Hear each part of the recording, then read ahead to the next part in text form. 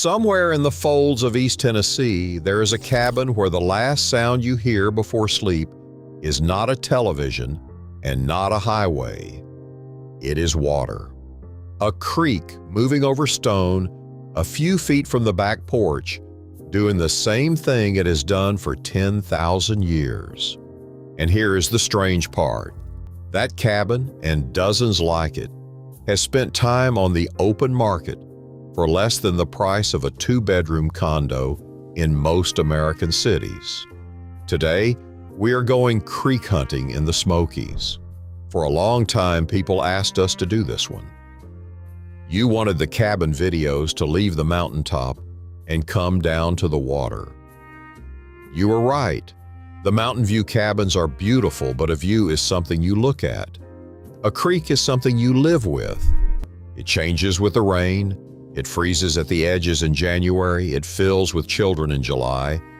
And it belongs, legally and completely, to the person who owns that little slice of bank. So we went looking, county by county, for cabins in the Great Smoky Mountains that come with their own creek and that we could reasonably find under $300,000. Every week we find the strangest properties in America, the ones at the edge of the map, the ones nobody knows are for sale, and we show you exactly how to get them. If that's the kind of dream you've been quietly carrying around, hit subscribe. Now, let me tell you what we actually found, because the honest version of this story is more useful than the fantasy version. The creeks themselves are everywhere. In Cocke County alone, there are more than 20 properties with a creek running through them or along their edge on the market right now. In Sevier County, the number climbs past 50. These three counties, Cocke, Sevier, and Greene, sit in the wettest, most folded corner of the state, where the mountains squeeze the rain into 1,000 named and unnamed streams. There is a reason for that. The Smokies catch more rainfall than almost anywhere else in the eastern half of the country because the high ridges wring the moisture straight out of the passing air, and every drop of it has to run downhill somewhere. That somewhere is a creek. Dunn Creek, Big Creek, Cosby Creek, Cove Creek. The water is not rare here. What is rare is the small, honest cabin sitting right on top of it for a price a normal person can carry. So this became a hunt for 6 of them. The first one is the one I want you to remember because it is the whole idea in a single building. On a lane called Mountain Brook Way, in the little community of Cosby, there sat a one-bedroom log cabin of about 770 square feet. Nothing enormous, but it was built right on the banks of Dunn Creek, close enough that the water was part of the house. It came onto the market at $280,000.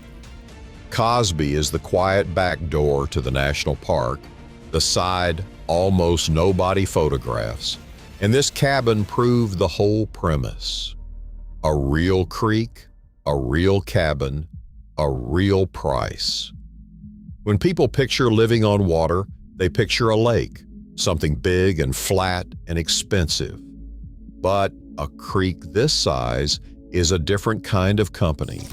It is loud after a storm and nearly silent in a dry August.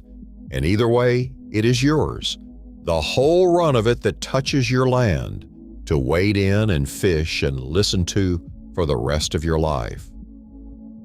A few doors down on the same lane was our second cabin. This one was part of a small community of 8 cabins that all back up against a creek with year-round water, close enough to walk to the trails of the park, around $285,000. Same water, slightly different arrangement, and a reminder that these creek cabins often cluster. Where you find one, you tend to find a handful. The third took us over to Jones Cove, still in Cocke County, where a one-bedroom cabin with a couple of bonus rooms sat on just over an acre of flat land with a little creek running the edge of the property. $275,000. Flat land in these mountains is its own luxury, and flat land with a creek on it is close to the perfect starter homestead. Now here is where I have to be straight with you, because you count and you check, and I love you for it. Those first 3 cabins have already sold. If you go looking for them tonight, you will find them marked closed. And most people seeing that would sigh and close the laptop. That is exactly the wrong move, and I am going to show you why in a minute. Our 4th pocket is the corridor between Del Rio and Hartford, down where Big Creek comes out of the mountains. This is raw, unrestricted Cocke County, where the creek land is thick and the prices per acre are some of the lowest in East Tennessee.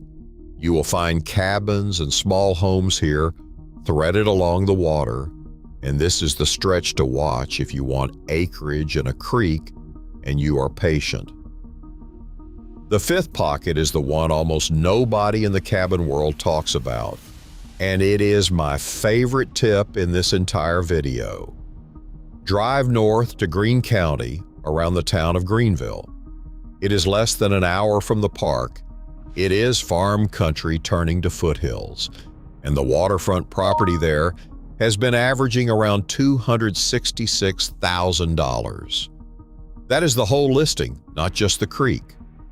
Greene County is where the cabin under $300,000 with water on it is not a unicorn. It is simply overlooked. Everybody who dreams of the Smokies types Gatlinburg into the search bar and never scrolls north. And that tunnel vision is exactly the gap you can walk through. The same creek, the same mountains on the horizon, a fraction of the competition.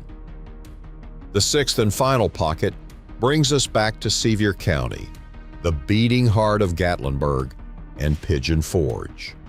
There are more than 50 creek properties here, but the average price is high because everything near the tourists is high. Do not write it off, though. A tourist county with a hot market is exactly where a mispriced creek cabin shows up for one weekend before it disappears. You cannot browse your way to that one. You have to be alerted to it. Which brings us to the part that actually changes your life instead of just entertaining you. Go to a site called LandSearch. It is free. The link is in the pinned comment. There is a filter on that site for land and homes with a creek, and you can point it at a single county, Cocke, Sevier, Greene, whichever you love. Make a free account. Run the creek search for your county, then save that search. And here is the one step almost everybody skips. Go into the alert settings and switch them from the weekly digest to instant. The weekly digest is how you find out about the perfect cabin 9 days after somebody else already put in an offer. Instant is how you become the first phone call. In a market this fast, being first is the entire game. Now back to those 3 cabins that already sold. Here is the secret nobody tells you. A sold cabin has not vanished. It has simply moved into the county tax records under a new owner's name. In Tennessee, you can pull up the state property assessment portal, select the county, and search that exact address. It will show you who owns it now. And people sell for reasons that have nothing to do with a listing. A job moves, a parent passes, a marriage changes. The person who owns your Dream Creek cabin today may be quietly ready to sell it next spring and has told absolutely no one. So you look up the parcel, you find the owner, and you write the one polite letter that nobody else in America thinks to send. That letter has bought more dream properties than any bidding war ever has. So that is the map. 3 real creek cabins that show you the price is real, 3 more pockets that show you where to hunt, 1 portal to set your traps, and 1 letter to reach the ones that are not even listed. Now I want to hear from you.